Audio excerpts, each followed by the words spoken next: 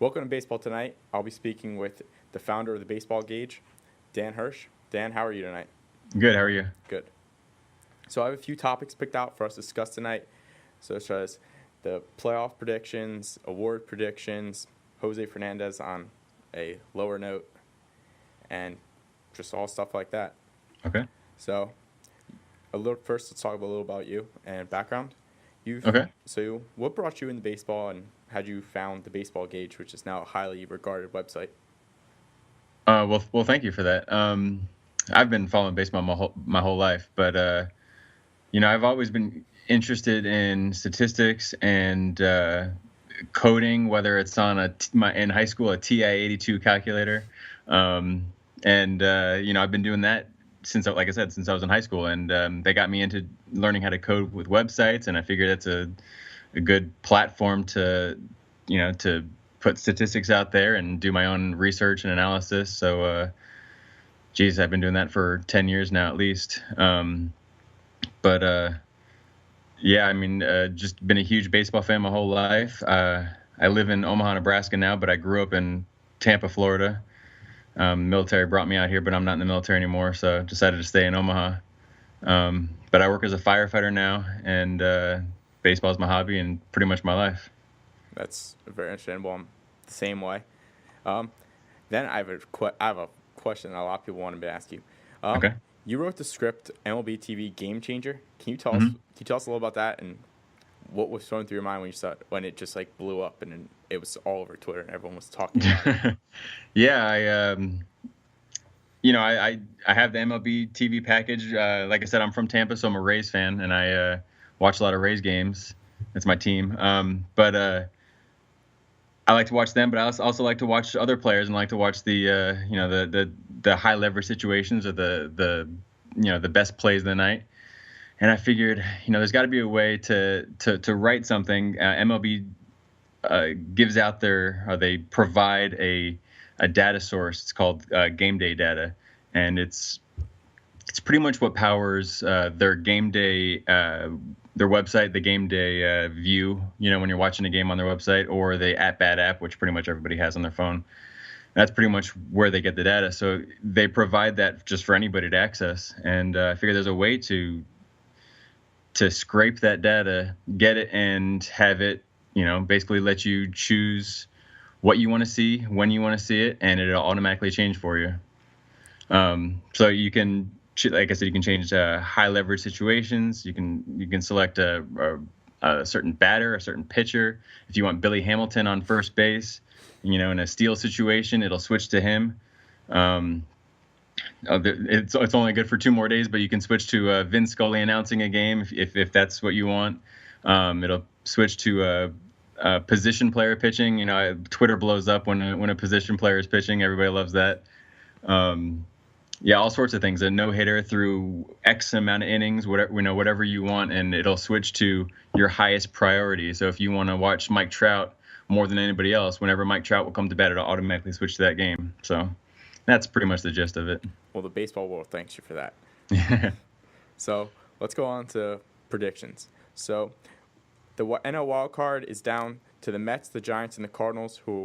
The Cardinals are a game back. They play the Pirates this weekend, who they went 7-9 against, and despite outscoring them by 6 runs. So if you had to pick one of those teams to go into the NL wild card, who are you taking and why?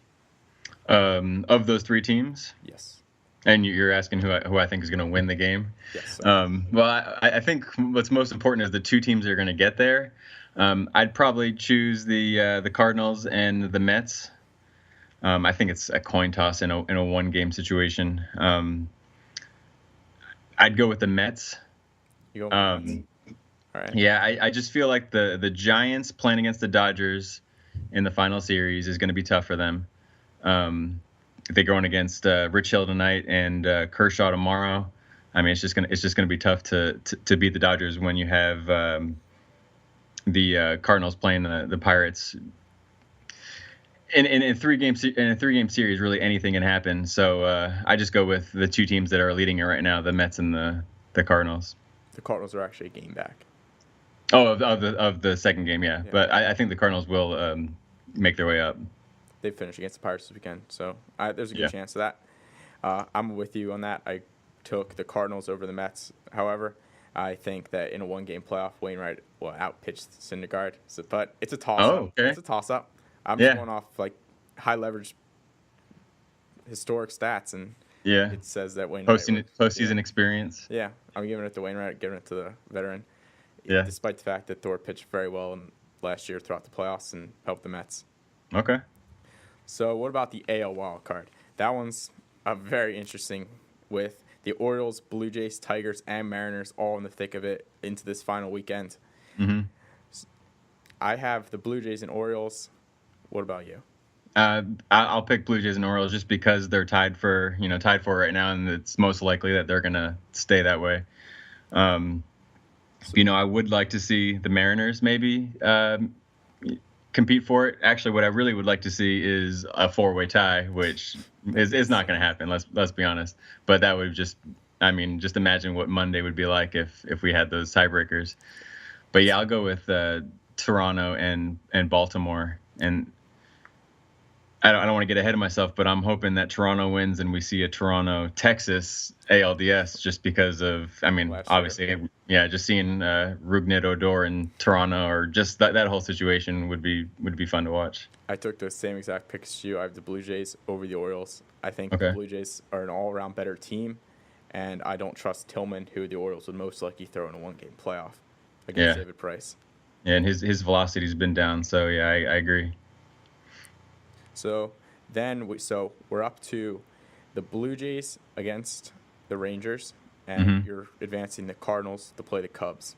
So we'll talk about the NLDS first. Okay. In that first NLDS, the Cardinals, Cubs, who are you going with?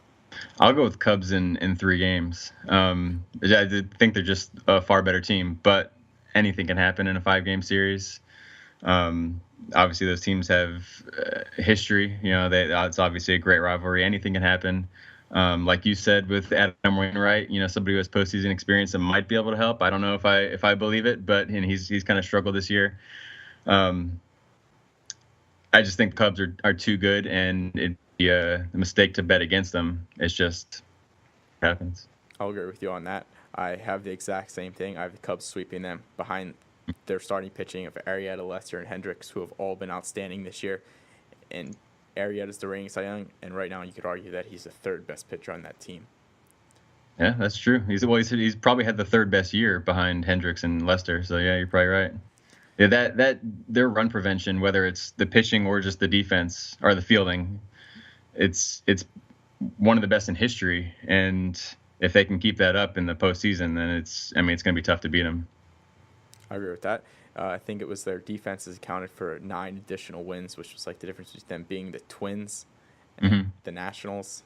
Yeah, last I checked, and this was maybe a week ago, but they had, I think, 90 defensive runs saved, and like you said, that equates to about 9 wins extra. And I think the second best team, drawing a blank on which team it was, maybe it was the Giants, but 45 runs above average. That's double. 45 runs difference between the first and second place team is pretty amazing. That's just historically ridiculous. Yeah. Sorry, go ahead. You can go on. All right. No, I was just gonna point out that Jason Hayward. He signed a huge contract before the year started, and obviously offensively he's struggled. But you can't discount his defense and what he's provided for that team. So it might be a down year with the bet, but I feel like they got to keep him in the lineup for his defense. I'll agree with that. He's arguably the best defensive right fielder in baseball. I don't see how you bench him when their defense is what's winning them a ton of games. I just can't see him benching him. So then we'll go on to the second NLDS of the Nationals Dodgers. Who you got in that divisional race? I'll go with the Dodgers, and I know Kershaw. Well, last year Kershaw pitched pretty well in the postseason, but he's struggled, especially against the Cardinals. But anytime you face Kershaw and or Rich Hill, assuming his blister situation is okay, I think it's gonna be tough to beat him, especially with Strasburg out, with Daniel Murphy, hurt, and Bryce Harper, obviously. Well, most people speculate that he hasn't been healthy. He obviously hasn't played like he's been healthy. So I got to go with the Dodgers on this one. You can go with the Dodgers. Yep. All right, that's interesting. How many games did you say? Oh, I didn't Oh, you pick. didn't say a Man, it's tough enough to pick who you're going to win, and then to pick how many games. Even though I said that the Cubs were going to sweep, um, I'll say 4 games. I'll say 4. All right. Yeah. I have 4 games also. I just Okay. have it the other way around. I All think right. that behind Kershaw, they're, the rest of their rotation is going to sag a little bit. Mm-hmm. And then you throw Urias in game Mm-hmm. 4, and he's 20 years old. It's toss up whether he can get through 3 innings against that offense in a Yeah. game like that. Yeah, and like I said, Bryce Harper struggled, but he's arguably one of the most exciting players to watch in baseball, the most entertaining players to watch in baseball. So I would love just for a narrative standpoint or just a historical standpoint, just to see him have a monster postseason. And it's always fun to watch him, especially when he excels. Like 2 So years ago, against Strickland. yeah, in San Francisco, yeah. All right. So we're down to the Cubs and Nationals in the NL. Now we're going to go on to the ALDS. First matchup is Rangers Blue Jays. Okay, Rangers Blue Jays. The Rangers are so difficult to figure out. I mean, obviously, there's been a lot written about them, about how they've outplayed their run differential. If their bullpen can play well, then I think that they have the advantage, especially with Darvish and Hamels. I have to go with the Rangers, but I'll go in 5 games, and it'll probably be the most exciting, just because it's going. I predicted to go 5 games, but just the history between the two teams of last year. So hopefully we see something like we did last year. I hope we see another bat flip, because I think it's fun.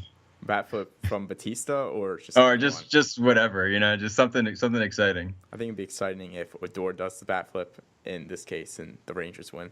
But I think I'm going to go with the Rangers in 5 games also. I think they're going to avenge that ALDS defeat from last year and show Batista that bat flip is all in the past.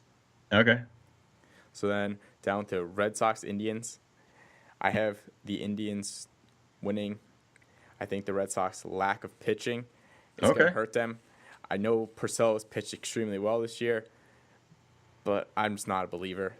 I think Price has been inconsistent in the playoffs, and behind him, I just don't see it happening. Yeah, I'm picking the Red Sox. I think they have the best team in the American League. I disagree with David Price. As a Rays fan, I think his last game he ever started with the Rays was, or last postseason game he ever started with the Rays was in 2013 when they lost to the Red Sox, and that was the time. I don't know if you remember this. He had the quote, "Shut it, nerds," or something. He said something about the nerds. When one of the reporters asked him a question. So that was kind of he had a bad game against the Red Sox, obviously, but. Yeah, I feel like he's a better pitcher than he's pitched this year. If you look at, and this is just one statistic, but if you look at Baseball Prospectus's DRA, he's second in the league in their WARP, and that strips out defense. It accounts for catcher framing and just all different variables, obviously park factors and whatnot. But I feel like that's one of the best tools to analyze a pitcher, and he's second in the league, even though his ERA obviously hasn't reflected that. All right, that's understandable. I just think that a guy like Kluber, who I'll go down to this later, but I think he's going to win the Cy Young, or that he should win the Cy Young. I know he's been hurt, but they're saying he'll be ready to go. Terry Francona said there's no way he's not going to get out there and pitch in the ALDS. They're going to throw him on short rest in a game 4, so he'd throw 1 and 4. I think they could win both those. And Bauer pitches game 2. He's pitched extremely well this year. My only real problem is Josh Tomlin, who has pitched well at points, but he's been extremely inconsistent. Yeah, I'm going against the Indians. They were, before the season started, and you can search my tweets. I said something about when they signed Uribe. I said they're going to be the champions. It was more of a joke, but I was kind of serious. I thought they were going to have a good year. But with all those injuries, when you look at Salazar, Jan Goins has been out for a while, but Carrasco, Brantley's been gone the whole year. I just think it's gonna be tough for that rotation. But like you said, if Kluber goes in short rest and he can pitch well in both games, they can take it. All they need is 3 wins. And then in relief, they've been their bullpens pitched extremely well. And then Terry Francona is saying that Salazar could be available out of relief and possibly in a short, limited start role, which probably not in the ALDS, but as a reliever in the ALDS, and you send him out there pitch an inning, 2 innings. He's been so dominant as a starter. I know he's been out, but I just can't bet against him being able to come back and shut down a batter for 1 at bat. Yeah, and if you add him to that bullpen in front of Andrew Miller, Cody Allen. Yeah. Cody Allen, obviously. I mean, that'd be tough. I love how Francona uses his bullpen. You know, with Andrew Miller, who is strictly an 8th inning guy with the Yankees, and then he goes to the Indians, and Francona just uses him in the best situation possible, whether it's the 8th inning, 9th inning, you know, however many batters he needs him. So I like that. I agree with you on that. I was going to talk about that later in AL Manager of the Year. Yeah, I was thinking about that too, but I figured I had to say it. I agree with you. I love the way he manages his bullpen. He uses the best guy in the most important situation, not, is it a save or is it not a save? In my opinion, I think that saves have hurt the game of baseball because there's guys who won't go out there and pitch if it's not a save situation. They're saying, well, it's not going to pad my stats. Yep. At the end of the day, you're supposed to be going out there to help your team win games, not help yourself. No, I agree. To add on to that, I feel like Francona has a little bit more leeway to do it. He obviously has a history with 2 World Series behind him, and he's a veteran manager. And he also managed Andrew Miller in Boston, so they knew each other. They had a rapport. So he was able to, you know, ask him, hey, are you cool with going whenever I need you? And you're not just strictly concerned about saves. But you know what? I feel like in the past, closers would get paid off of saves, and they wanted to get the saves. They wanted to be that 9th inning guy. But Andrew Miller proved he got a huge contract, and that was not based off of saves. That was based off of being a setup guy or an 8th inning guy. So I don't think that anymore you need to have, you know, a history of 40 saves a season to get a huge contract as a reliever. They're just paying him off pure dominance in that one role, which he's been worth it. Yeah, he's been extremely worth it. Arguably the best reliever in baseball the last 2 years. So you had the Red Sox, I had the Indians. So we'll go on the ALCS where you have Rangers against the Red Sox. Yep. Red Sox. Like I said, I think they're the best team in the American League. I haven't even mentioned the lineup. It's an amazing lineup. I know a good lineup can be shut down by good pitching in any game, especially the postseason. But I just feel like that lineup is too dominant. Porcello and Price. I worry about the bullpen, especially what we saw with what happened to Kimbrel the other night. And he certainly hasn't been as good or as dominant as he was in Atlanta. But as long as that bullpen can pitch well, you know, I feel like they're the better team. I guess I'll go with them in 6. You go with the Red Sox in 6? Yeah. All right. What about the NLCS? Well, what's your pick for the ALCS? ALCS, I have the Rangers over the Indians in 6 games. I think the Indians come out strong games 1 and 2 behind Kluber and Bauer, but then they run out of gas, throwing those guys on short relief again after doing it the series before, and it just results in an all-out meltdown. Okay. So for the NLCS, you go to Cubs Dodgers. Yeah. I think the Cubs. I think I've already said enough about them. I think they're the best team in baseball. I don't think that's too many people will disagree. Obviously, anything can happen in a postseason series, but I just think if they can get past Kershaw, they obviously have the run prevention. The offense is there for the Cubs. I just find it hard to believe that they'll lose. I'll agree with that. I have the Cubs sweeping them, just displaying pure dominance for a second straight series, putting them in the World Series for their first time since 1945. So you have Red Sox. I took Rangers. We both took the Cubs. World Series, Red Sox, Cubs. Who are you taking? You've talked a lot about both and how you think the Red Sox are the best team, best all-around team in the American League, and the Cubs are one of the best teams historically. Yeah. So who are you going to take?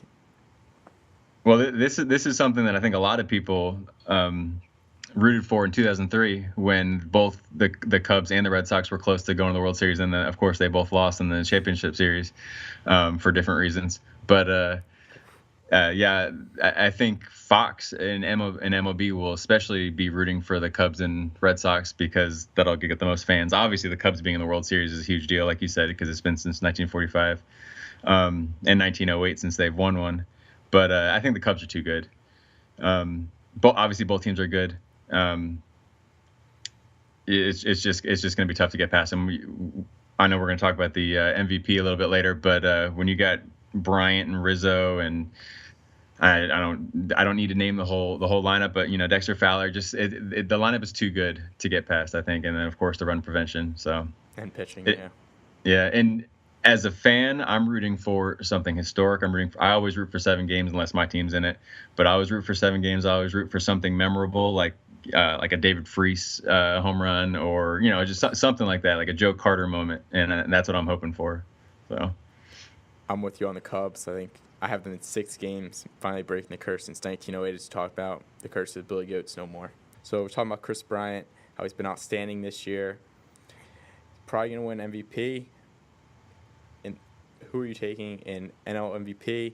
It's probably, I would take Bryant. I know people have argued for like Daniel Murphy because of how well he's hit this year. Mm-hmm. At the end of the day, he's been hurt.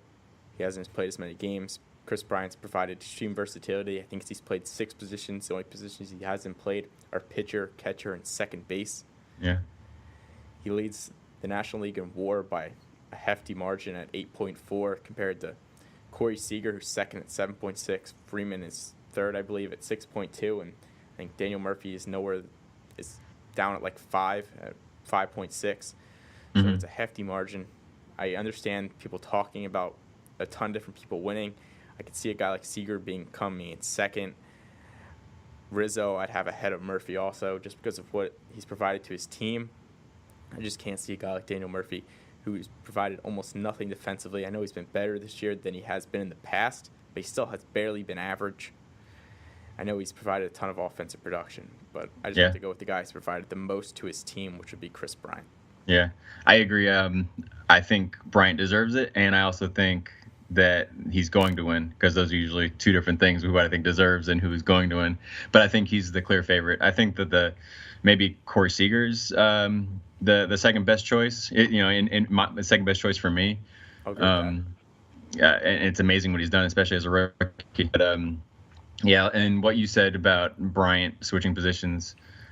I don't think he'll be doing that every year once he establishes himself more. I think he'll be strictly a third baseman, but it's been amazing what he's done. Obviously, Joe Madden has a lot to do with that.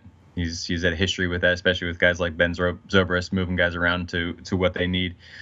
And they obviously have the depth with guys like Javier Baez to be able to do that. But for Bryant to be willing to do it and to exceed at doing it, and he's still learning the outfield. He's not a outfielder by trade, I guess. So to be able to do what he's doing offensively, and then to have that versatility is pretty amazing. And I think it's the first of more than one MVP in his career. I agree with that. I think he has 39 home runs this year. I think it's going to continue to grow. I had him hitting 50 this year, but he's got closer than a lot of people thought at 39. He could hit. They got this weekend. He could hit a couple more, get over 40. He can hit 11 more this weekend. No, that's not what I meant. I didn't mean he's going to get to 50. I'm talking about he get past the 40 mark. I know he was more concerned about getting to 100 RBIs, and he had that bet with Chris Coughlin about he'd give him everything out of his wallet. But if he was the one who scored, and it just happened that Chris Coughlin was the one who came around for 100. So even though Chris Coughlin didn't want to take the money, Kris Bryant was like, no, we made the bet. I'm going to pay out. So there was that. Kris Bryant was more concerned about his team than himself, which I think is huge for a guy like that, who's going to win MVP, who's the face of a franchise, to be more concerned about everything going on around him than himself. Yeah. I think it's the same thing with like Trout. He's more concerned. I have him winning AL MVP, but I don't think he really cares. I think he'd rather the Angels make the playoffs and compete in the division than him get individual awards. But with that said, he's going to, or I shouldn't say he will, I believe he should win AL MVP. He's just been the best player in baseball by a wide margin, even against a guy like Mookie Betts and Chris Bryant, who were just talking about how he was the best player in the National League, and Mike Trout was just an arm and a leg better than everyone else. So we're talking about Mike Trout and how I believe he should win AL MVP. He's just been the best player in baseball by a wide margin. If you compare him to a guy like Mookie Betts, the slash line in batting average is comparable, but then you go on to like on base percentage and slugging percentage, and Trout's just better. There's no other way to say it. You go off weighted runs created plus, it's 172 to 136. I think a lot of that has to do with park factors too. Mookie Betts is playing in a hitter's park, and it's the opposite for Trout. And Trout's just still been better. Even in a harder park, it's just produced more. You go off WAR, it's 9.3 to 7.7, which once again isn't even close. If you go off weighted on base average, it's 420 to 381. Just Mookie Betts, he just can't catch up at this point. I know he's been outstanding for the Red Sox. I just don't think he should even really be in discussion. It's highly likely he's going to win off of everyone talking about him. I just think Trout's more deserving. Yeah, I think it's interesting. I agree that I believe Trout should win because I always think it should be the best player. Regardless of the situation of the team. I believe it was Joni Carey who, this is about a month ago, but he was writing about the MVP. And at the time, the Red Sox were not in first place. And he had mentioned that for Mookie Betts to win the MVP, then he'll need the guys like Porcello and Price to play better. He needs his teammates to get better so he can get in the postseason, which I think it's true and it's ridiculous that you need to have your teammates play better for you to win the award. And that goes to Trout, where his teammates are awful. Comparably, I mean, they're all Major League Baseball players. They're not really awful, but you know what I mean? Yeah, I know what you mean. So yeah, I mean, you mentioned it all. Trout's far and away better, and it should be probably his fourth consecutive MVP, and he's only going to have one. If he doesn't win this year, he'll still only have one. So, which is ridiculous. He should have won last year. I know Donaldson was outstanding, but it was once again Trout was just an arm and a leg better, but the voters took a guy who made it to the postseason, who helped his team get into the postseason, over a guy who missed despite being better. Yeah, it'll be interesting to see what the vote turns out to be. I agree with you that I don't think Trout will win it. I like to see how many votes Altuve gets. They talk about how the voters, they trend towards certain things. They prefer to vote for a player on a winning team, or they like to go to old school stats, whatnot. But with award voting, especially the MVP, there's 30 people who vote for him, and it's different every year. So the 30 people who voted for the American League MVP last year and didn't vote for Mike Trout, or the 30 people who voted and didn't vote for Mike Trout, those aren't going to be the same 30 people who are voting this year. So you can't go off of each year. It just depends on which 30 people are going to be voting. So it's really going to be interesting to see how many votes a guy like Altuve gets or Josh Donaldson gets. I guess we'll have to see, but I agree that Trout is not going to win it. Travesty. Well, not really, but you know what I mean. I'm sure he's just fine. I mean, he'd prefer to win it, I'm sure, but it doesn't hurt his feelings. It doesn't hurt his feelings. So we'll go on to Cy Young in the NL. But I'll see what you say before I say my answer. Who are you going with in the NL? I was looking at this before, and I was just trying to decide with both leagues. You could just throw a dart, hit somebody, and that's who's going to win it, or that's who you think is going to win it. Because I feel like it's such a stacked board for both leagues that it's impossible to pick one person and feel confident about that pick. Like I could pick one player, and I agree with you that it's going to be Kluber. Are we going AL or NL right now? Talking about NL right now. Oh, NL. Okay. Sorry. I was getting ahead of myself.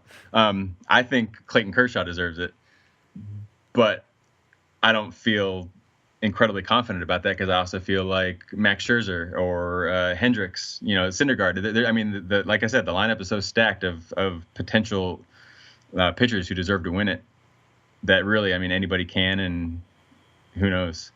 I feel like it should be Kershaw, even though he obviously was out for, what was it, 75 days? Yeah, something like that. Yeah, there's a ton of time due to injury.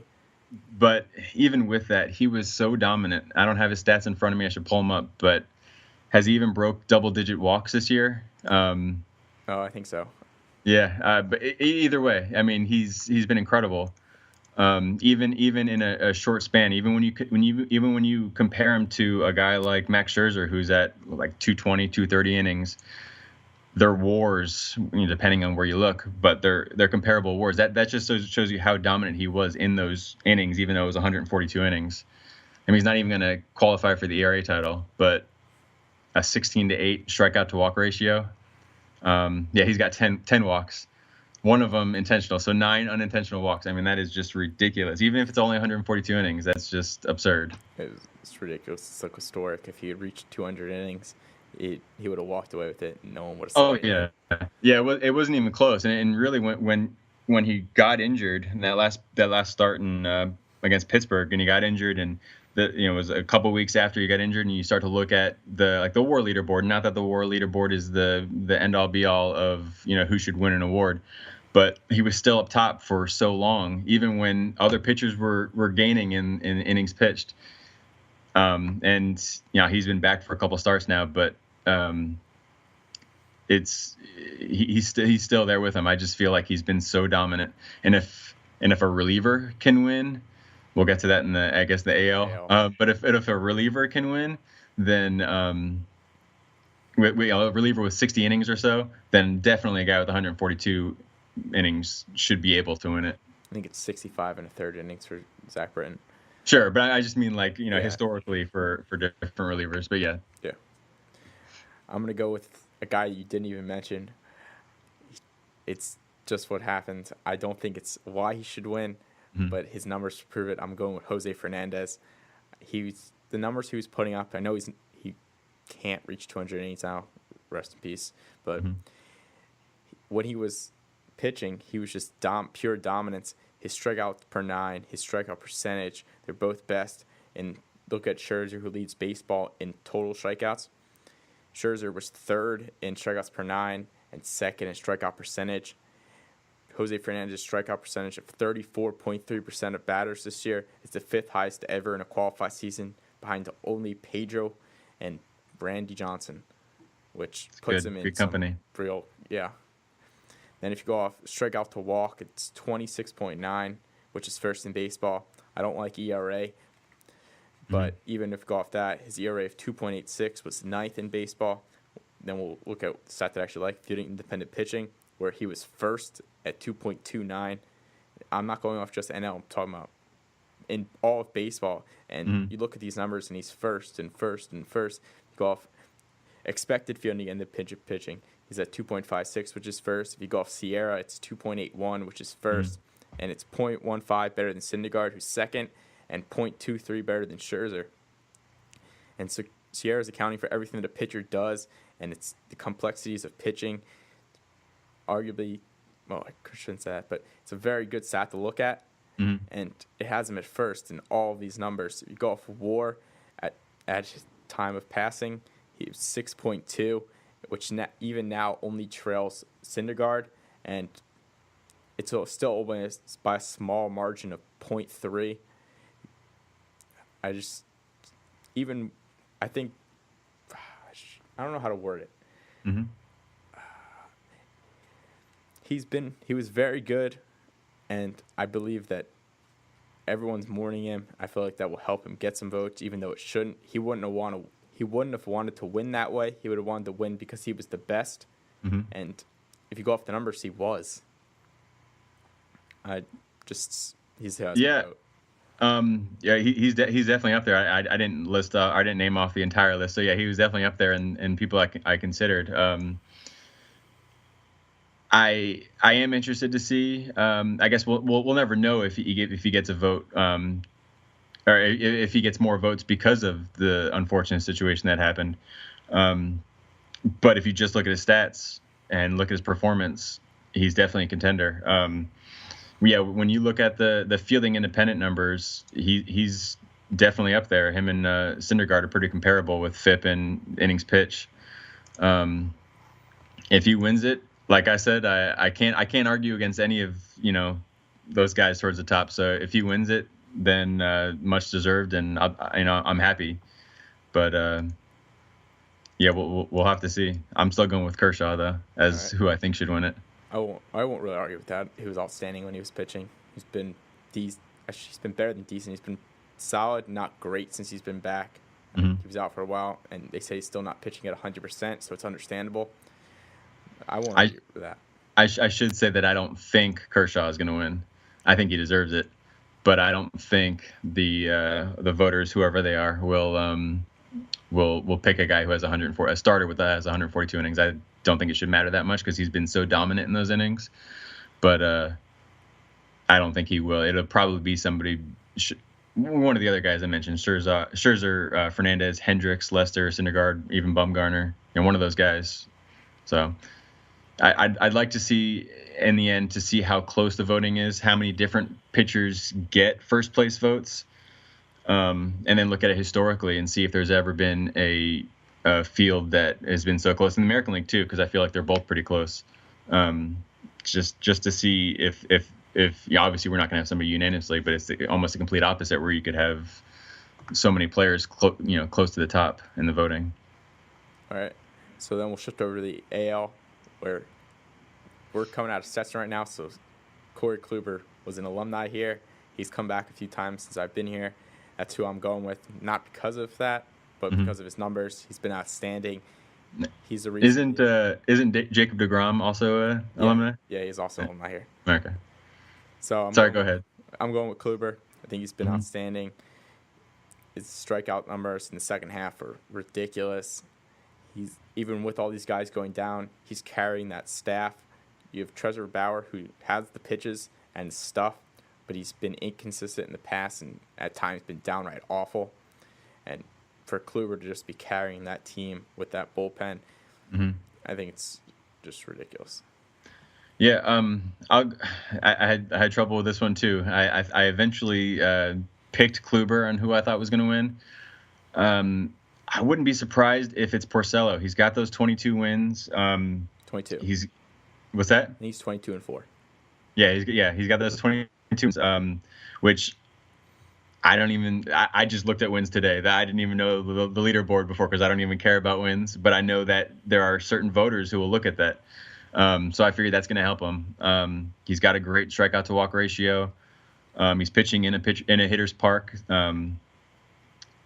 I wouldn't be surprised if it's Porcello, but you can also go with Verlander. Chris Sale. I mentioned how David Price was second in the DRA war on Baseball Prospectus. Chris Sale's number one. His ERA hasn't been, and you said that you don't look at ERA as well, or you don't care about ERA as much as other stats, and I agree with that. But the voters will look at Sale's ERA and might be turned off by it. But Chris Sale's a good candidate. And lastly, I think Zach Britton is an interesting one. I have a problem with Zach Britton. He's only it's tough. Innings. I know he's 47 for 47, and his ERA of .55 would be the lowest in history for a pitcher with at least 50 innings. Mm-hmm. But even if he hasn't been close to an overall value to his team that those three that you go off like Kluber, Purcell, even a guy like Jay Happ, who's been very good this year. He's not close to them in terms of production for his team. I just can't give it to him. I know it's based off the best pitcher. I just can't provide a guy who hasn't provided the value to his team. Yeah, I can definitely see that with so few innings. But if you look at win probability added, a stat like that, he's tops in the American League, and I know that's because he's been in those situations. He has those high leverage situations that a starting pitcher cannot. You can't get in those situations when you're pitching the first inning of the game, and those situations aren't high leverage. But Britton's been put in those innings, and he succeeded. Obviously, I thought. Dirty. What's that? His sinker is just. It's better than every other pitch in baseball. It's ridiculous. A couple of years ago, when Fernando Rodney, I forget what his ERA was, but when he was sub 1 and he had set that record for the lowest ERA, with X number of innings. I thought, well, we're not going to see anybody beat that for a long time, and here we are. Exactly.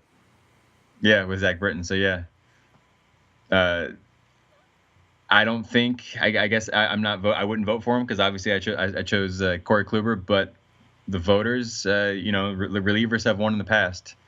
A lot of times when you can pick a reliever, you can say, well, there was no clear candidate, and I feel like there's no clear candidate this year, like I've said. But I feel like all the candidates who are up there have great cases, even though they don't set themselves apart. So I feel like there are too many good pitchers to go against Britton this year for him to win it. I'll agree with that. I was looking at wins before, and I know Purcell has 22, but I just can't take that into account. I don't think wins mean much. He's gotten the best run support in baseball, and if you go back to 2010, Felix Hernandez won with only 13 wins and 12 losses.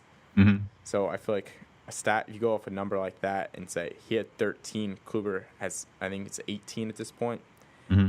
And with better numbers than Purcell, if you go off independent pitching, strikeouts, he's just been better. I understand the case for a guy like Purcell. I understand the case for a guy like Britton.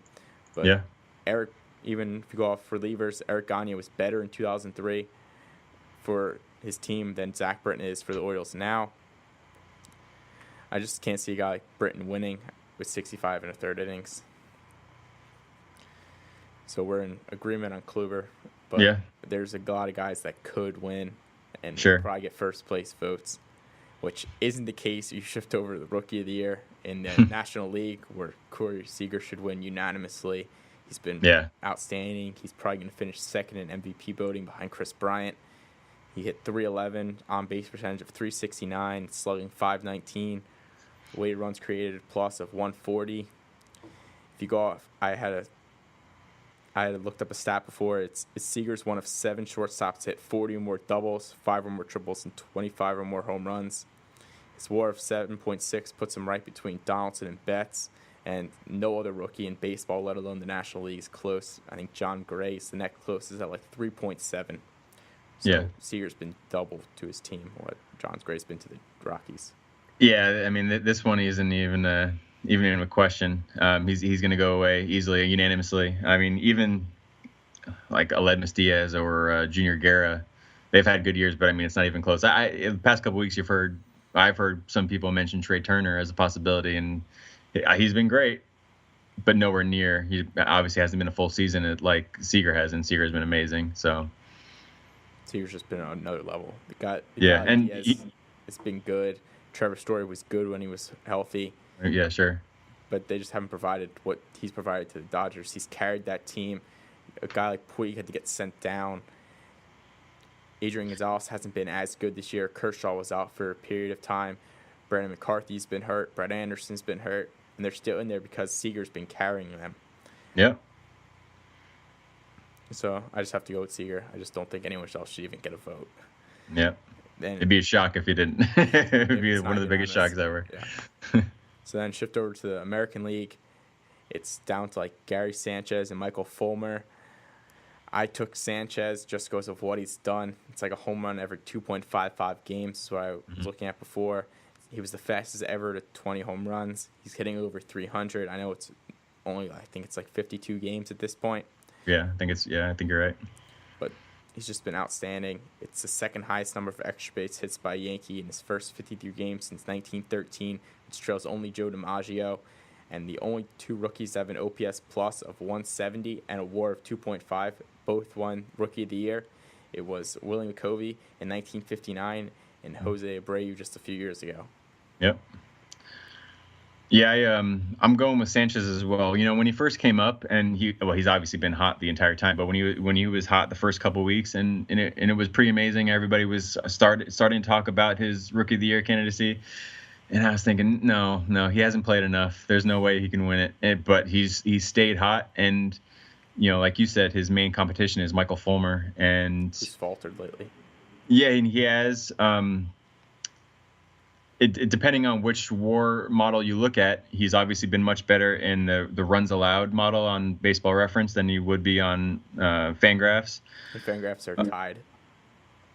Right, but he's much higher on Baseball Reference. So it really just depends on where you look at. But with Rookie of the Year, I tend to want to pick someone who has more of a obviously, we don't know how both of their careers are going to turn out, but I tend to go with a guy who has a brighter future, who could be a star. So that way, you're not picking a Pat Listash like in 1992 or somebody who's not going to have a future.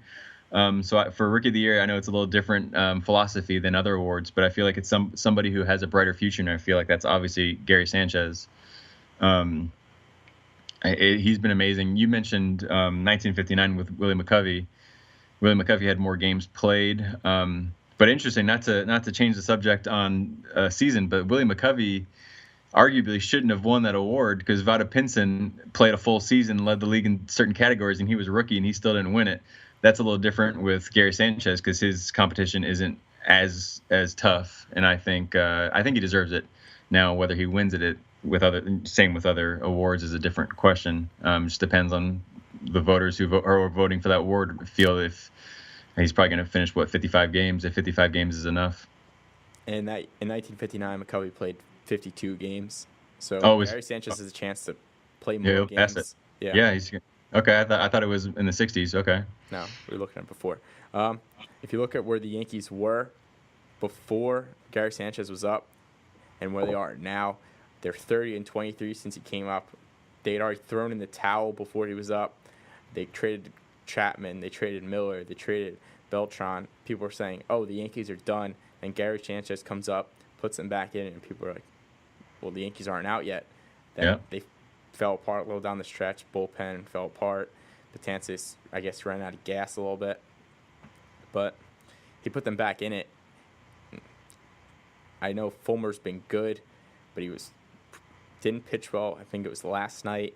He hasn't pitched well in his last few. I think 2 starts ago he was good, but for like the last month and a half, he's been average to below average. Yeah, I forget what the time frame is, but his ERA has been around 5. I think maybe the past month, and obviously that's not a good way to finish. But you should look at the entire season. But yeah, you're right. He hasn't been as hot as he was earlier in the season, and I think that might be innings catching up with him. I assume he's never thrown this many innings as a rookie. But yeah, that's a good point with Sanchez and how he's carried the Yankees. And it's going to be, I always like to look at things as historical because I love the history of baseball. When we look back at the 2016 Yankees, obviously they're not making the postseason, but it's going to be interesting to see or to think about the whole A-Rod situation. And obviously Sanchez didn't come up until right after A-Rod retired. He pretty much replaced him. If that hadn't happened, if Sanchez was up the entire year, if that would have changed, if they would have not traded away Miller or Chapman early in the year when they're starting to make a comeback and they were closer to the wild card, maybe about a month ago, I was like, well, they really need to trade for some left-handed relievers, so they can get down to the postseason. Obviously, they'd already traded those guys away, but it's really unfortunate, not to change the subject on the Yankees, but it's really unfortunate that we didn't get to see Chapman, Miller, and Betances in the postseason. I think that would have been just amazing to watch, even if you don't want the Yankees to win the World Series, even if you're rooting against them. Just it would have been amazing to watch. I think even better than what we saw with the Royals the past couple of years. I think that would have been obviously the greatest bullpen in postseason history. I agree with that. That's too bad we'll never see it. Yeah. Well, there's a chance Chapman comes back, but Miller's gone. Yeah. I remember I was watching, I think it was MLB Tonight, and they were talking about, I don't remember who was on, but they asked him, who would you take if you had to take one reliever in baseball? And every choice, I think one guy took Betances, one guy took Miller, and one guy took Chapman, which just shows the pure dominance that their bullpen had. Yeah. Going into the year, I would have said Wade Davis. He obviously had injury problems this year, and it really could change at any point. But yeah, there's a handful of guys, and definitely those 3 guys from the Yankees are in that conversation. So now we're going to talk about Manager of the Year. NL, I took Joe Madden. AL, I took Terry Francona. Okay. We'll talk about NL first. I took Madden. Who are you taking? I preface the Manager of the Year award. Oh, I can't stand the Manager of the Year award. I'm happy choosing somebody, but I think the criteria, it's tough to actually just choose someone. Usually it's a team that you didn't expect to perform well, and then the manager was able to get the team through it and succeed. A lot of times it's tough for a manager who has a lineup or has a team that is expected to be great to win it because, well, if they won 100 games, then sure, they were expected to win 100 games. What did the manager do? But I think Joe Madden's a decent choice, but for the reason I just gave, I think it's gonna be tough for him to win it. I'll probably go with Dusty Baker. First year guy. I won't argue with that. Mats didn't even make the playoffs last year, and he hasn't turned into a contender with Bryce Harper not playing that well and with suffering injuries. Even down the stretch, Murphy hasn't played. Sure, yeah, he's got that narrative going for him, which will be good for voting, and that coming off of the whole offseason when they almost hired Bud Black. For a second there, everybody thought that Bud Black was going to be the manager, and then it was Dusty Baker. Pretty interesting. I think he has the best shot, just because it's a team that wasn't a sure bet to win the division. Obviously, the Mets were a contender going into the year, but he got him through that. Maybe Dave Roberts. He's able to, win the division with so many injuries, even though they have a ton of depth and they were able to make those deals at the deadline. Dave Roberts is another good candidate, but I'll go with Dusty Baker. All right, I considered all three of those guys, and then I just had to go with Joe Madden. And then Dusty Baker doesn't have it. Sorry, go ahead. I just went with Joe Madden off what they'd done, 101 wins, which is 7 more than the Rangers, who are the next best. That's before tonight, but it's still 7 wins more than the next best team. Their defense has been outstanding. He's moved guys around. The way he's managed his bullpen, the way he's managed his staff, it's just been ridiculous. Yeah, obviously he was the manager of the Rays, and he did those types of moves, those types of things when he was with Tampa. I love the even though this isn't gonna win you a ton of extra games, but when you put a reliever in the outfield so you can play those platoon matchups. I love that stuff. I love when he's different. I hope for his sake that he wins the World Series because he didn't get it in 08 with Tampa. But winning the award, you can't argue too much against him. So then we'll move on to AL, where people have talked a lot about different guys that could win. I had to go with Terry Francona. They've been in first place since June 4th without Brantley the entire season. They've had Danny Salazar's been out for a stretch. Carrasco's been out for a stretch. Yan Gomes has been out for a stretch. I think it's going to be their first division title since 2007 and their first playoff appearance in 2013 when he led them to the playoffs and he won AL Manager of the Year. Then if you look at the way he's managed his team, Jose Ramirez turned from a guy that was a platoon guy into a guy that they're giving rest because he's been so good. He basically turned into a different version of Michael Brantley. That's this value to the team. And if you look at way he's managed a guy like Carlos Santana, who doesn't look like and doesn't play like a guy who's going to hit leadoff. But if you look at leadoff, he's only striking out 15.2% of the time, which is his lowest at any spot in the lineup.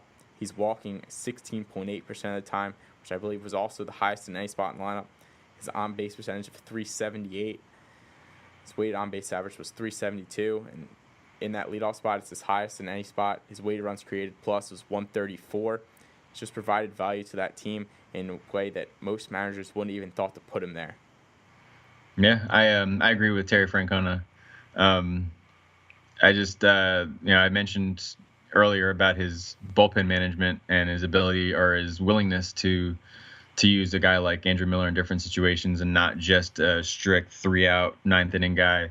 I feel like there's only so much that a manager can actually do. I think obviously the strategy is one of the things, especially like pinch hitting or maybe not so much in the American League, but bullpen management is one of the biggest things you can do strategy-wise. But I also feel like managing personalities, keeping your team, not that Major League players need motivation, but basically keeping everybody happy, all these different egos, all these different personalities happy. And I feel like he's probably done the best at anybody. But like I said about Manager of the Year award, it's so tough, and I always find the voting a little silly just because of the different criteria and different things to go off of. So we were in agreement on some picks, disagreement Yeah. on some picks, and we both took the Cubs as the World Series champion, which probably is the most important thing because everyone wants to bring home that title, especially the Cubs who haven't won it since 1908. But who doesn't want the Cubs to win a World Series? Cardinals fans? Is that it? Cardinals Or fans, maybe Pirates White fans. Sox fans? Yeah, That's definitely it. White Sox fans. But I think everybody else, and then whoever they play if they get to the World Series, whoever they play in the World Series doesn't want them to win, obviously.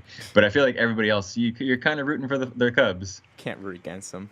But once they start winning World Series, how soon until fans start rooting against them? Then you don't want to see them win anymore. I'll go next year if everyone starts rooting against them as soon as they win it this year. Yeah. So then they're no longer the lovable losers if they win it. No. So it was a pleasure talking to you. Yeah. Thanks for having me. You're welcome. It was great having you on.